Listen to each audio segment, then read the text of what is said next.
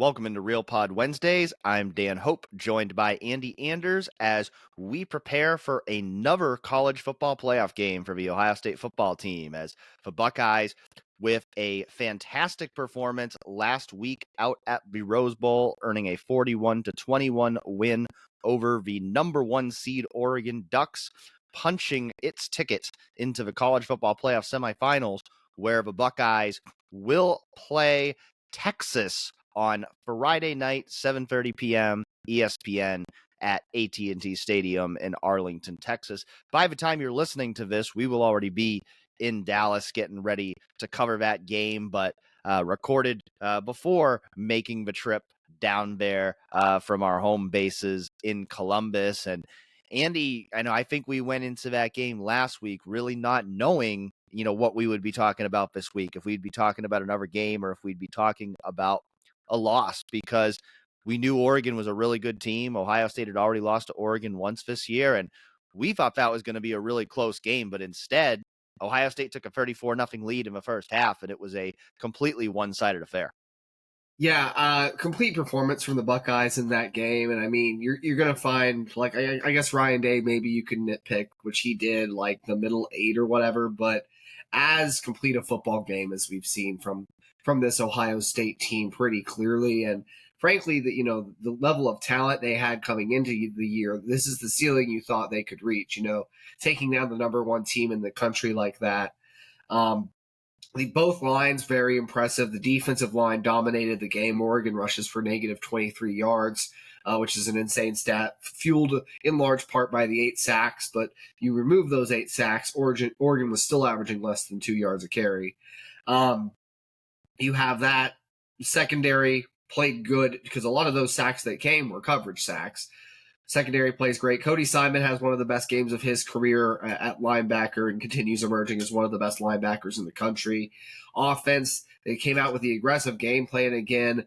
Lots of passing to start the game, open things up, horizontal, vertical. And Jeremiah Smith, has the ability to take things over. The offensive line stepped up again against a pretty good Oregon front. I think they might get a better one this week in Texas. I think Texas might have a more complete defensive front 6 than Oregon does, but the offensive line has continued to step up, and you saw Quinshon Judkins and Travion Henderson kind of match that energy as Travion keeps breaking off big plays, and I think Quinshon had his best game in a while.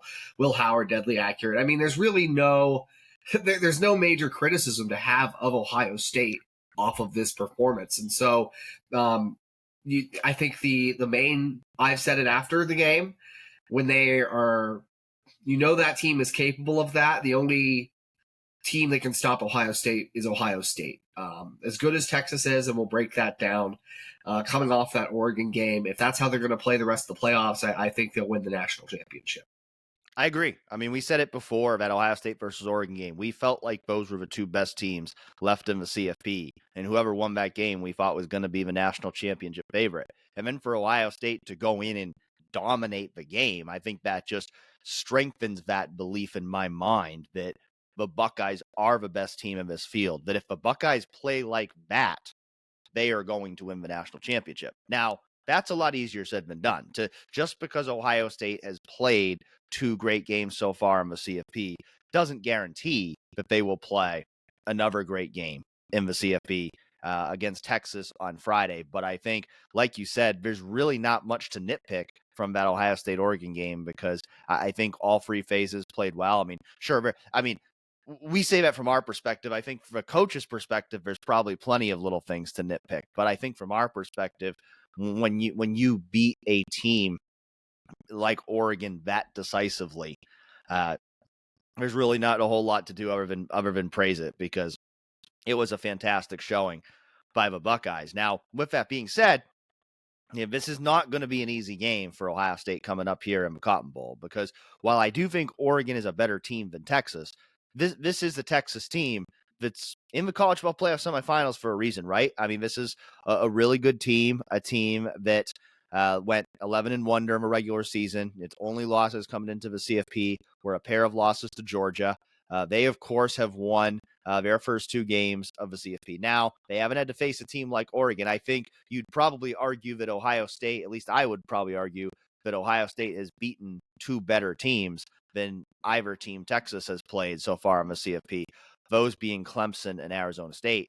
And Texas needed double overtime to beat Arizona State. And so I think that's one reason why, Ohio State feels like the significant favorite here, why Steve Sarkisian's coming out and saying we're a massive underdog. Nobody's going to give us a shot, but I'll give them a shot. Like I'm giving Texas a shot here because I think this Texas team, has a lot of talent. And I think particularly you look at the defensive side of the ball. This is a Texas team that ranks in the top 4 nationally in both points and yards allowed per game.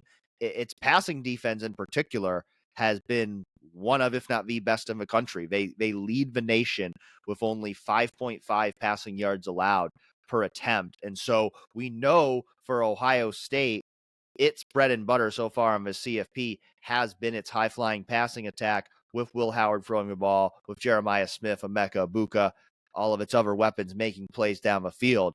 But this is going to be a ramp up in that regard for the Buckeyes in terms of throwing the ball against a secondary that I think rivals Ohio State for being the best in the country, as well as a really good pass rush.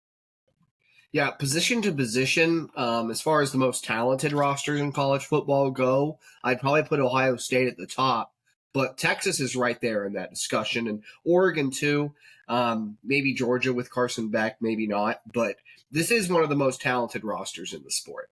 The way it's been constructed, Steve Sarkisian has helped really bolster that program back to a state of national relevance where it wasn't for a very long time, right?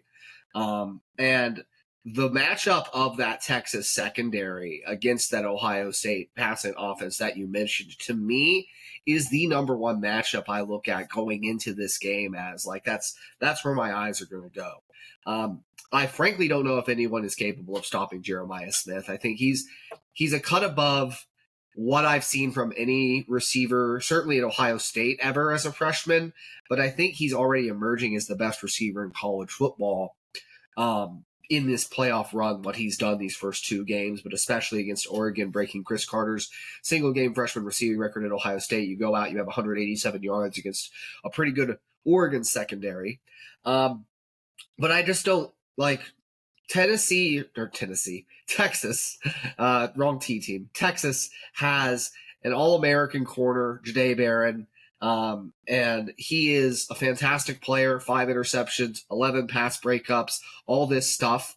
2 things. I just don't think Jeremiah Smith is getting slowed down by anybody right now consistently. And maybe they'll double him, but there were plays where Oregon doubled Jeremiah. He's still just high points of football and Moss's 2 defenders, and it is what it is. But also, you look at that matchup, and Jeremiah is going to have a significant height advantage over Barron, who's 5'11". Most of this Texas secondary that is vaunted is in that 5'10" to 6 foot range. So maybe there's some height mismatches there that Ohio State can exploit. But regardless, not only are they number 1 in passing yards per attempt, they're number 2 in the country in interceptions with 21 picks. And we've seen Will Howard make some questionable decisions, lead to some interceptions this season. Hasn't been as big of an issue late these last 2 games. He did throw a pick against Tennessee on what probably should have been PI, but either way, that is something to watch for in this game. Is not only Texas's secondary, this elite secondary, enough to slow down Jeremiah Smith, Emeka Egbuka, who's been playing great, Carnell Tate. They even got G. Scott involved against Oregon a little bit there. Can they stop that whole arsenal of weapons, that Texas secondary? Can they slow it down? And then also, you got to watch out, can they force a turnover or 2 through the air, whether it's from Barron or Andrew Makuba, who also has 5 interceptions for the Longhorns this year. There's a lot of really good pieces in that secondary, but there's a lot of really good pieces for Ohio State's passing attack as well. And obviously, it's been red hot coming into this game. You would think if any secondary can slow down Jeremiah Smith, it would be this one, but I don't know. I don't know if anybody can. Like you said, the way Jeremiah Smith is playing right now, it just feels like he's going to make plays no matter who you throw against him. So, I do think this will be a bigger test for Jeremiah Smith, a bigger test for this receiving core. Jahdae Barron, you would think, is going to be matched up with Jeremiah the whole game, considering he's the Jim Thorpe Award winner. Their safeties, Michael Taff and Andrew Makuba, are really good. And so, they're going to be able to, give Barron or whoever's covering Jeremiah help. And, I'm sure that Texas is going to have a good plan in place to try to slow down this Ohio State passing attack. But I still go in with a good level of confidence in Ohio State's passing offense, even though this Texas passing defense has been excellent because of just how well Jeremiah Smith is playing, how well this entire Ohio State passing game has been playing the last couple of games. And it is interesting, too, if you look at Texas's stats, they've allowed more passing yards in each of these two CFP games so far than they did in any of their regular season games. And so Texas is going to need to get back to playing the way it did in a regular season in pass defense rather than the way it's played in its first two CFP games if it's going to be able to slow down this Ohio State offense. And granted, some of that is, it's the CFP, like you're playing better teams. Teams are passing the ball more. Both of their opponents have thrown the ball a lot, but they have given up more big plays through the air in these last couple of games than they had during the regular season. And that's certainly something that you can't afford to do against this Ohio State offense right now. Flipping it over to the other side of that equation, it's been kind of funny being on some of these media availabilities leading up to the Cotton Bowl, because you hear a lot of Texas reporters asking questions like, they're jumping on these Ohio State media availabilities and they're asking, oh, this is a Texas team that can't run the ball. Do you guys feel like you're a more physical team, that you're going to have a toughness advantage? And it's funny hearing that from our perspective, because how often has that narrative been used against Ohio State the last few years, particularly when talking about that Ohio State-Michigan rivalry. So it's funny to see how the tables have turned here. And now you've got another team coming into a CFP semifinal game to play Ohio State. And the narrative is, they're the team that can't run the ball. They're the team that's not as physical as the other team, which speaks to how well Ohio State's defense is playing right now. It speaks to how Ohio State has gotten its running game back on track in the CFP, but it also speaks to the fact that Texas has been really struggling to run the ball. They've run for less than 2 yards per carry in each of two of their last 3 games. They ran the ball very well, actually, in their first CFP game against Clemson. But in 2 of their last 3 games, they've been held under 100 rushing yards. And you think back to what Ohio State just did against Oregon, holding the Ducks to net loss of 23 rushing yards when you factor in sacks. This is an Ohio State run defense that's been dominant. And if they can continue to be dominant in this game, then Texas's chances of winning are going to come down to a name that's certainly very familiar to Ohio State fans, that, of course, being Quinn Ewers, who is now a senior quarterback for the Longhorn, and he's had a good season. He's completed 66.5% of his passes for 3,189 yards, 29 touchdowns, but he has thrown 11 interceptions. I think he's been up and down at times. He's been mistake prone at times. He's dealt with some injuries this year. And so if you think about what Quinn Ewers was expected to be going into his career when he started Ohio State, the number 1 overall prospect in the country, he's been good, but he hasn't quite lived up to that level of expectation. And so I think if we were going into the season and we were thinking about a shootout between Will Howard and Quinn Ewers, I don't know how good we would have felt about that.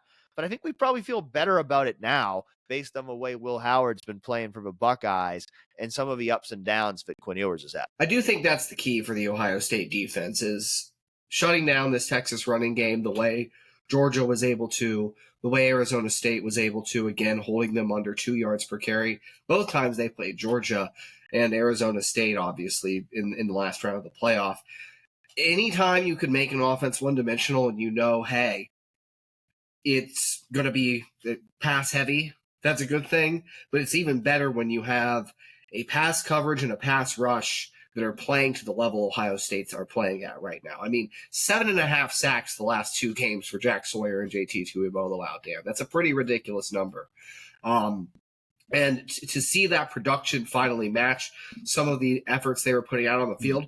And the thing you realize going back and watching that Oregon game is that Ohio State was sending a lot of four-man rushes. Like, it wasn't a lot of the creative blitzes and pressures we've seen in the second half of the season from Ohio State. They were playing pretty safe. I'm guessing because Oregon burnt them with explosive plays in the first matchup. And the defensive line was just able to take control of the game, sending four. They did a creative thing here or there with it. Cody Simon made a couple really nice sacks as a quarterback spy. But I thought it was even funny because I asked Jim Knowles after the game, like, it seems like you dialed up the pressure later on, because I felt like it was blitzes where Simon got the sacks. No, he was just spying, came downhill, made a great play. And really, Ohio State was dropping 7 a lot in that game. And when you have a defensive line that can take control and get pressure, if you stop the run game first, it then allows you to pin your ears back like that, go attack the quarterback. You know it's likely a passing down, get after Quinn. And I don't think Quinn Ewers is as escapable as Dylan Gabriel is either, is as elusive in the pocket. He's a little more mobile than people give him credit for, and a couple of Ohio State players have already referenced that. But if Ohio State gets the same level of pass rush and coverage it got where you can confuse the looks, they're either going to get a big sack number again, or they're going to rush Quinn into a situation where he throws a pick or two. And I mean, he's thrown an interception in each of his last 4 games, 2 against Georgia in the SEC championship game. And as complete as this Ohio State defense is, I think given those opportunities, especially because there were a few opportunities for interceptions that they missed against Oregon, and that might be something that they're kind of eager to, get some picks in this game. I think that is another trend to watch in this one, is if Ohio State can make Texas one-dimensional, is Quinn Ewers able to beat them through the air if you force him to, and then you get your pass rush going, maybe make some mistakes. So that's kind of how I see that game. And I think that's where Ohio State can take control of this one, because as good as Texas's defense is, I'm not expecting, though I certainly wouldn't put it out of the realm of possibility that Ohio State goes out and has another 40-something point outing. But you score in the 30s, and I think your defense can really handle this game. And it'll come down to the trenches as usual. Texas is pretty good there. But that is where I think Ohio State can gain some separation in this matchup, is stop the Texas running game, force Quinn Ewers into a couple mistakes, or sack him a couple times. Sounds like Arch Manning should be getting some snaps for Texas. What do you think, Andy? That's it's a funny situation they're in there. I think if it's 34-0 again, I think it probably would be time to put Arch Manning in at that stage. But otherwise, we'll see how it is riding with the veteran hand. Yeah, I'm being mostly sarcastic there. I think Quinn Ewers is the guy for Texas going into this game, but it's, of course, been a big narrative that's been around that Texas program all year. And no doubt, if Ohio State takes an early lead and Texas's offense struggles early, or Quinn throws a bad pick, I think you're going to see plenty of tweets out there from, Texas fans and talking heads alike calling for Arch Manning to get into the game. So we'll see if we end up seeing any Arch Manning, but certainly the expectation is it's going to be a Quinn Ewers revenge game, as the kids say, with Quinn Ewers going up against the school that he spent about 4 months at back in 2021 before he transferred to the Longhorns. I teased it before, but I'll pose the question to you, Andy, because I'm curious on your stance. Given the choice, who would you take at quarterback right now? Quinn Ewers or Will Howard? As they stand right now, I take Will Howard. And this Texas offense is still designed for quarterbacks to succeed. Steve Sarkisian's a great mind. You compare the numbers side by side, Will is better across the board, better in yards per attempt, better in total yards if you just want to count them, better in touchdowns, better in interceptions and rates of those things. He has been – if you want to go from a skill perspective, Quinn's always had that gorgeous release where he seems to get effortless zip on the ball. And maybe inherently Quinn is more talented, but give me Will Howard's savvy, the decision making. He makes one boneheaded turnover every so often. But other than that, he is fantastic at distributing the ball where it needs to go in this offense. Lately, that's been a lot of going to Jeremiah Smith, but he knows where to go with the football. He's experienced in these situations, and he has been deadly accurate these playoffs. Deadly accurate. I mean, an accuracy that I didn't even know he was capable of, especially down the field. You look at that throw he had to Emeka Egbuka last game on the 42-yard touchdown, Ohio State's second touchdown of the game. One of the best throws I've seen this season from a college quarterback, and he is truly I think Will Howard's one of the best quarterbacks in the country. I'd put Quinn in the same conversation, but I would take Will Howard over Quinn Ewers as things stand this season. I'm with you. I mean, I don't think it's a huge gap, but I'm with you. I think Will Howard has played better than Quinn Ewers has this season. And yes, Will Howard is Jeremiah Smith, but Quinn Ewers has good receivers too. I mean, Texas has plenty of playmakers in that offense. And so I'm with you. I would take Will Howard. I wouldn't have thought I would say that going into the season, but I think the way they're playing right now, if I could choose between the two guys, I'd ride with Will because I think that he's playing at a really high level right now. I think he's been overall the better decision maker, the less mistake-prone quarterback. Again, as we talked about, this is going to be a big challenge for Will. This is going to be a really good pass defense, so he needs to keep playing at the same level he has the last couple games. This is certainly a defense that's capable of forcing him into making mistakes. Not just because of its secondary, but also because of its pass rush, because this is a Texas defense that's racked up 44 sacks, which that'll bring me to my next question, Andy. Who would you take if given this choice? Jeremiah Smith or Colin Simmons? Well, if you ask the Sean Alexander people, I guess they're taking Colin Simmons. No, the Sean Alexander Freshman of the Year, obviously going to Colin Simmons over Jeremiah Smith. Been a bit of a laughing point, less of a talking point, I think, among Ohio State beat members. Just, you see this alien who is the best receiver prospect maybe ever. You know, he's in that Julio Megatron category of like physical specimen, but also just super polished coming out of high school, like as technically advanced as a high schooler can possibly be.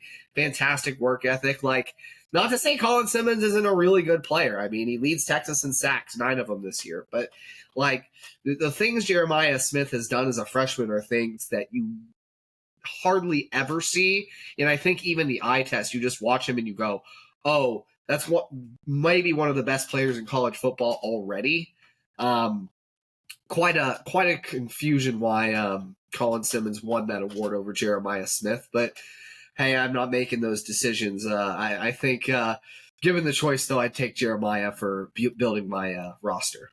Yeah, I mean, Colin Simmons has had a great year for Texas, and he's certainly a player to watch for the Longhorns in this game in terms of someone who can challenge Ohio State on the edge in pass protection.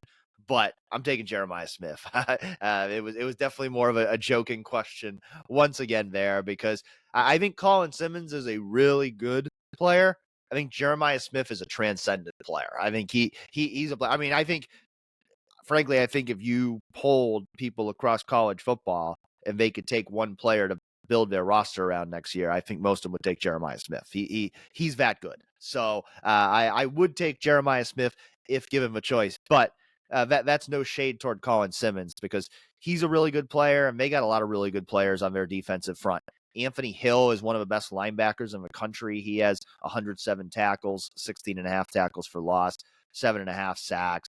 They've got a lot of talent on their defensive line. Alfred Collins is a really good defensive tackle. And so, this is maybe the biggest challenge yet in the CFP. We talked about it every round of the CFP, that Ohio State's offensive line is going to be in for a big challenge because Tennessee's defensive line was one of the best in the country and Oregon's was one of the best in the country. But Texas is in that same category. So this is going to be yet another test for Ohio State up front. So far, we've seen them answer the bell twice in the CFP. Andy, what's your level of confidence that this offensive line will get the job done again? It's a new challenge. Past, as Ryan Day and his staff are constantly pointing out, or even the players, past success does not guarantee any future success. It's good to have those games under your belt. It's good to have that confidence. I would probably put myself at about a 7 right now in terms of Ohio State's offensive line doing what needs done to make the offense explosive again, like it was against Oregon and Tennessee. I think if they do enough to win the game, kind of a thing, it probably goes up to an 8. That's just because I like Ohio State in the game overall. But this offensive line has gelled the last few games. I think the guard rotation, it's an interesting situation that they've employed there, and that it's worked, clearly. I think maybe there is something to keeping each of those guys fresher, so you're getting the best performance out of 3 players who are kind of on the fringes of being a starting caliber otherwise.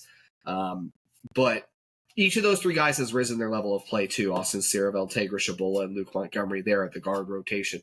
Donovan Jackson, since that first Penn State game, I think has become a really good offensive tackle. Like, he's played great at that position the last 2, certainly in the playoffs. But even before that, like, since the Penn State game, he gave up 2 sacks to Abdul Carter, but he smoked him on the ground and really hasn't had any problems handling edge rusher since. Josh Frye gave me a couple, there were a couple times he got beat in that Oregon game, but responded well, and he's been really solid this year, easily had the best year of his Ohio State career. I think this offensive line is in a good place right now, and has shown they can handle elite defensive fronts. Now, Texas might be the best they've seen all year, and we've said that on several occasions about defensive lines Ohio State has played, but it's just been the situation they're in. Texas has one of the best in the country. I think Oregon's, while an elite pass rushing unit, and Ohio State did a fantastic job in pass protection in that game, they weren't the same caliber of a run defensive front that Texas will be, I think. So it might be a little tougher to get gains on the ground in this one for Ohio State. But I think the offensive line right now is playing to a caliber, gelling well enough to where you can at least feel confident they're going to do what it takes to get the win in the end for Ohio State, which is ultimately all that matters at this stage. And one last note, there is just, you got to give Justin Frye huge props. Like, this is the guy who's been the most criticized coach on staff for the last 2 years. And outside of maybe Ryan Day himself after the Michigan losses, of course, but year-round criticism, Justin Frye, the last 2 years. And in some ways for the recruiting lapses, it's deserved, but my goodness, that guy has shown he can develop. He can develop players over the course of a season.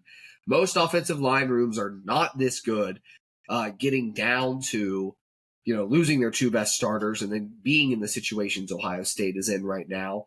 The way he's had that group gelled and ready to go these playoffs after a pretty bad outing against Michigan, it speaks a lot to why he's still employed by Ohio State and why I think he has coached his way into definitely returning in 2025, because he's shown a lot as a developer this year, and I think it needs to be recognized. Yeah, Andy, we've talked a lot about Jeremiah Smith. We've talked a lot about Will Howard. Certainly, Jack Sawyer, JT Tuimoloau have got a lot of love, but you really think about it. Like, if you're thinking about like who's the MVP of this playoff run so far, you could make a strong case for Donovan Jackson with how well he has made that move, going up against guys like James Pierce and Mateo Uiagalelei and Jordan Birch in these first 2 rounds of the CFP and dominating them. I think there's been quite a few guys who have made themselves some money in terms of NFL draft stock so far in this CFP.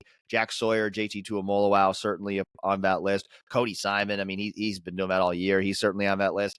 Denzel Burke, with the bounce-back performance he had against Oregon, is certainly on that list. But I don't know if anybody's higher on that list than Donovan Jackson right now. Just as well as he's played in this move to offensive tackle, he deserves a ton of props. Yeah, and just the selflessness, because there's a risk when you slide from guard to tackle as a guy who's played guard all of your career, had a certain NFL draft stock already. I imagine he was there's a good chance you're probably in that day 2 range, right? And you can tank it if you have a bad performance out of position in the back half of the year because you had to slide out to do that for your team. But again, he's played fantastic at that spot, probably helped his draft stock, but to make that leap in the first place shows a level of selflessness and dedication to achieving the goals that your team set out to achieve. So we've talked about a lot already, offense, defense, the matchups of this one. Dan, what is the thing that gives you the most confidence entering this game for Ohio State? And what is the thing that maybe has you the most concerned? Yeah, I mean, I think I got to just start with this defense, just the way this defense is playing right now, because I think even the Oregon game, I don't think the final score really even reflects how well Ohio State's defense played in that game. They were up 34-0, and then they really got to a point of playing a lot of soft zone coverage, not wanting to allow quick chunk plays, really kind of allowing longer, more methodical drives. And I think that allowed, Oregon to, put up some points, put up some yards. But, I think if I remember correctly, when it was 34-0, they had allowed like 64 yards or something like that. I mean, they were really dominant early in the game. And that paired with how well the offense was playing allowed Ohio State to really pull away in that game in the first half. And so I just think the way this Ohio State defense is playing, it's clicking at all 3 levels. I mean, the pass rush is the past 2 games that pass rush has been what we thought it was going to be all year, where it's, Jack and JT have become that elite defensive end tandem that's playing the best of anybody in the country right now. And just that whole unit. I mean, even guys like Kenyatta Jackson coming in off the bench and contributing to that group, they've just been dominant up front. I mean, Cody Simon's been phenomenal at middle linebacker. And then I think, that secondary's really been, living up to that BIA moniker. I think, certainly like Caleb Downs and Lathan Ransom have played great all year, but I think Denzel Burke has gotten his swagger back. I mean, Davison Igbinosun, I mean, he's a guy we ribbed on him a lot during the regular season for his penalties, but I think he's gone 3 games without a penalty now. So he's been playing at a high level. Jordan Hancock's been playing at a high level. So I just think everything on this defense is really clicking right now. And I think that gives you a lot of confidence, especially with a Texas team that seems to be having an issue with one half of its offense, that being its rushing offense. It gives you a lot of confidence that, this Ohio State defense can lead the Buckeyes to victory. I think if there's a concern for me right now, I think it's just the fact that if this is a long playoff and it's hard to sustain this level of play for 4 games, and just the thing that I wonder about is I think there was such a clear revenge angle going into those first 2 games. Tennessee, it's, we got to prove we're not the team that just lost to Michigan. So they were really motivated, something to prove, knew, they had to be so much better than they were in that Michigan game. And I think that really drove them to play their best game of a season to that point. And then I think going into that Oregon game, they had that first game in the back of their minds. They knew they had to prove something after losing that first game to Oregon, and it fueled, again, their best game of the season. Now, I'm not saying that they're lacking for motivation at all. I just wonder a little bit, can overconfidence start to creep in with how well you played these first 2 games. Nobody's doubting you anymore. Everybody's picking you. Not everybody, but a lot of people are picking you to win the national championship. Most people are picking you to win this game.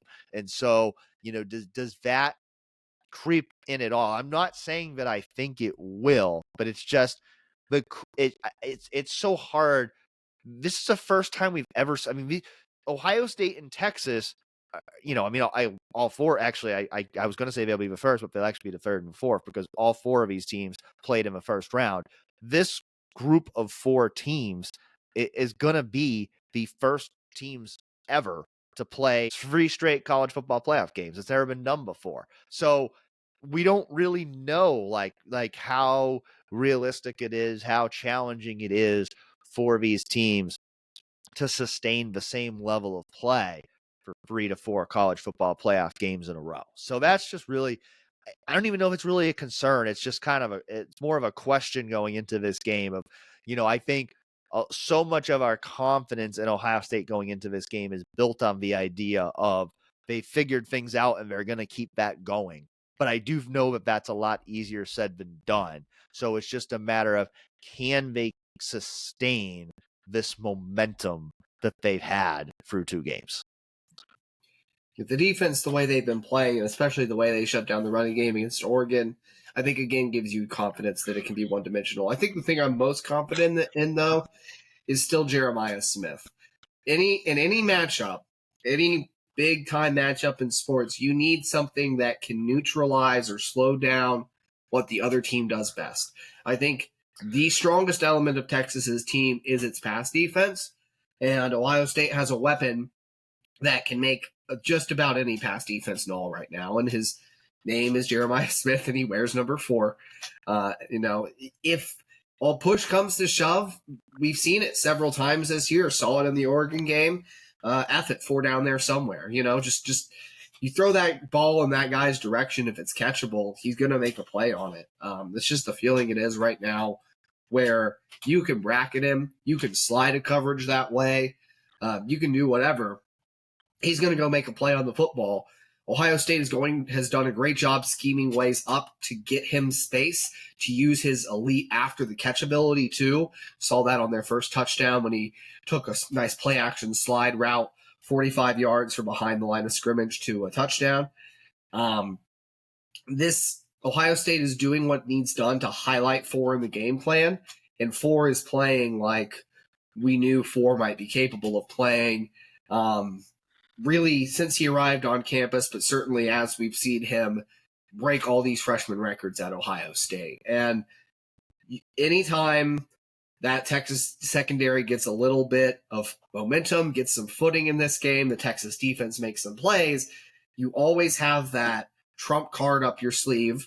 For those who play euchre, you've always got that right bar hidden away. You can just say, Jeremiah Smith, what are you going to do to stop him? That's not a luxury many teams have. So I think that is what gives me the most confidence entering this, is just the presence of Jeremiah Smith in this offense.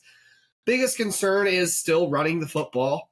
For the confidence I have, for what the offensive line has shown since that Michigan game in these 2 playoff games, I still think it's the biggest area of concern, mainly because I look at the rest of it for Ohio State and say, I know that this is the baseline. Like, I know Cody Simon is a great player. I know Jeremiah Smith is a great player. I know Ohio State's defensive line is all really talented. Their secondary, they're all really talented all over the place. These are proven guys, veterans, and if not veterans, then superstars who have, had amazing careers despite being so young. There's just the offensive line. It's still a collection of guys who are, I think my confidence in Donovan Jackson is mostly there, for sure. Just, we talked about that earlier, but that the interior of the offensive line specifically is what I'm saying still has had lumps, hasn't been perfect, certainly in the playoffs, and also a bunch of guys who are, this is their first round of experience with this under their belts, seeing stuff they haven't seen, and guys who have been inconsistent at times. Does that pop back up? If Texas, the same thing with Ohio State's defense, trying to make Texas's offense one-dimensional. Ohio State, I expect to come out throwing the ball again, but if they can't run the ball at all game, it's going to be an issue. You cannot be a one-dimensional offense. Even if you throw to run, Texas has a good enough front to contain you anyway if you spread them out. So that's my biggest area of concern, I would say, specifically Ohio State's interior offensive line and the ability to impose their will on the ground. I imagine a lot of counter schemes will be incorporated, still a lot of gap stuff, but for those guys, I think it's just the most unproven, inconsistent asset of this Ohio State team. Some of that being the depth you have and some of that being, unlucky injuries. But hey, no team is perfect. You know, Jeremiah Smith's good when he's a freshman and he's already getting referred to by his number. Yeah. Andy calling him four Yeah. several times, which speaks to how good Jeremiah Smith already is. I think we both agree the ultimate X factor in this game for the Buckeyes is Jeremiah Smith. We've talked about a bunch of other players, but is there anyone else we haven't talked about, an under the radar player who you look at as somebody who could be a big difference maker for the Buckeyes in this game? He was under the weather for, according to Ohio State's media people, and we were supposed to interview him earlier in the week, but we didn't get to. Lathan Ransom, I think the way Texas's offense is designed, a lot of RPOs, a lot of underneath short stuff for Quinn, and they'll attack you down the field too. But I just look at the way Lathan Ransom set the tone in that Oregon game, coming up and just hit sticking Jordan James right in the hole. It's like, oh, even your safeties are coming up and doing that. And I think that ability to play in space, and I'll throw Jordan Hancock into the same kind of boat with this, of like the ability to play kind of in the gaps between the hashes and the sidelines, like that area of the field kind of a thing, or the hashes and the numbers, I guess, where your strong safety. And, you know, Caleb Downs is obviously going to have a huge impact, always does. But I think Lathan Ransom, against a lot of the things that Texas does, is going to be in a position to make a lot of tackles, make a lot of plays in this game, and maybe the same for Jordan Hancock. But all just picking one player, I think Lathan Ransom has been sneakily, like, he gets forgotten about sometimes with Caleb Downs there, but he's also been one of the best strong safeties in college football this year. And he sets a tone for the defense, and I think he could be in for an even bigger game than just, you know, the couple of highlight reel hits he had against Oregon in that Rose Bowl. Yeah, another guy I'd throw in there is Tyleik Williams. I think Tyleik maybe had his best game of the season against Oregon, and you know he admitted when he was with the media on Sunday that you know he's had a lot of nagging injuries all year long. I don't think he's been quite the same player this year that he was a year ago when he earned second team All-American honors. I don't think he's made quite the same, at least you know, visible impact box score sheet kind of impact, but I think we saw some of that in that Oregon game. Again, I don't even think the box score really reflected how good Tyleik was in that game, but he was highly disruptive, and so I think he's much like a lot of players on this team, one of those guys that's playing his best football at the right time. A huge reason why Oregon did nothing in the ground game against the Buckeyes, and I think as you look at another game where the you know Ohio State's goal is going to be to shut down the run game and make Texas one-dimensional, Tyleik's going to be a huge part of that, both in terms of his ability to shut down the run up the middle, and then if Texas does get in a situation where they have to pass a lot, as somebody who can bring a lot of pressure, collapse the pocket up the middle. And so Tyleik's a player I'll have an eye on to potentially make a substantial impact in this game with his ability on the interior defensive line. Kind of getting into score predictions here. Ohio State, I think, not a huge surprise that they're favored by 6 points coming off that Oregon performance. 53.5 as an over-under. Feels like it makes sense for the defenses that are playing in this game, but I think with the playoff stakes, the explosive nature of how Ohio State's offense is going to be, I don't know. I guess, Dan, where is your head at for a score prediction? How do you see this one playing out? And do you think they reach that 53.5 number? I have kind of bounced back and forth on this one because part of me wants to pick a sizable Ohio State win because I've gone, you know, very conservative with the score predictions the first two games, picking both of them to finish within 3 points. And so I feel like maybe I should go a little bit bigger. So, you know, initially I was thinking I might pick Ohio State to win this game by 3+ scores. But, you know, as I've dug into the game more and really kind of digging into you know, how good Texas's defense has been this year, I don't know that I see it being a, you know, another Ohio State blowout.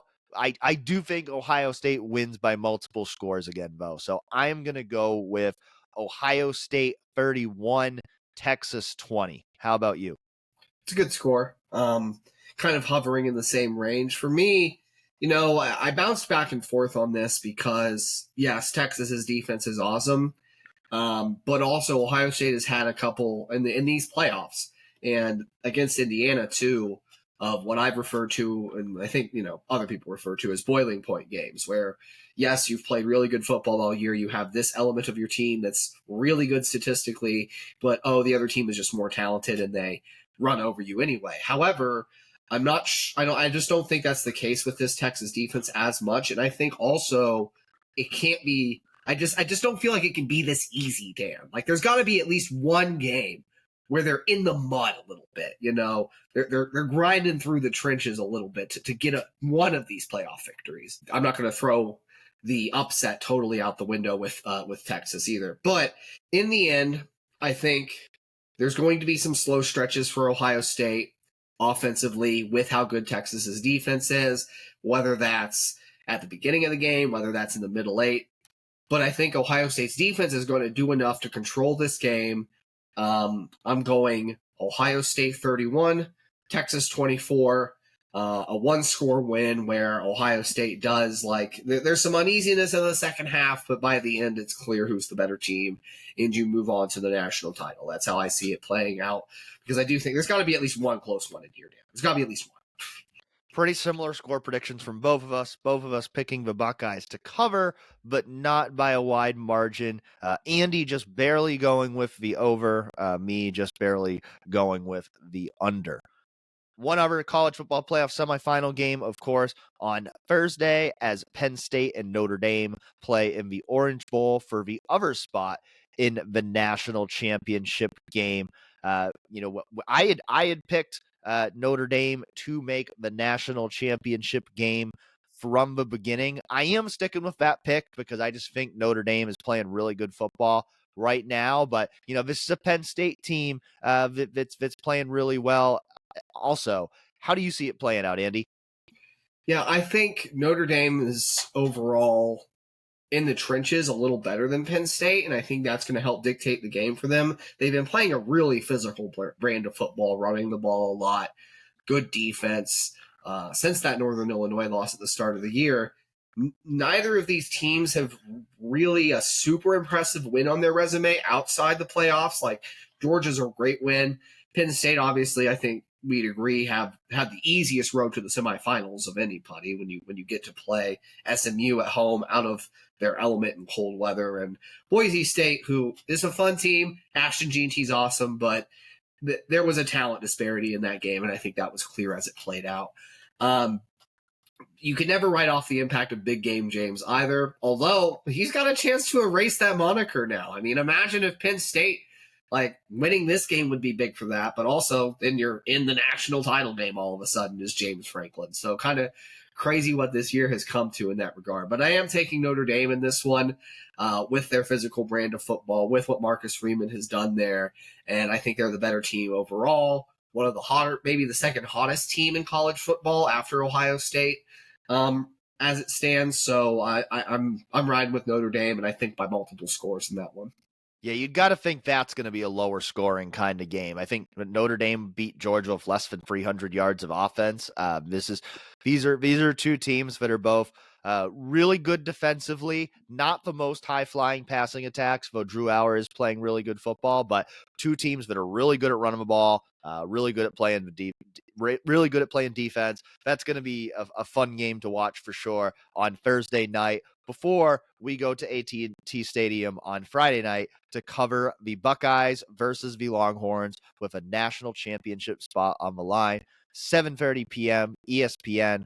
Full coverage of that game coming before, during, and after on 11warriors.com. Lots more to come this week on 11 Warriors YouTube channel as well. So we hope you'll continue to stay tuned with our coverage of Ohio State's college football playoff run at the Cotton Bowl. And we will be back next week to talk about everything that happened in Dallas. So thanks for joining us again this week. Enjoy the Cotton Bowl, and we'll catch you next time.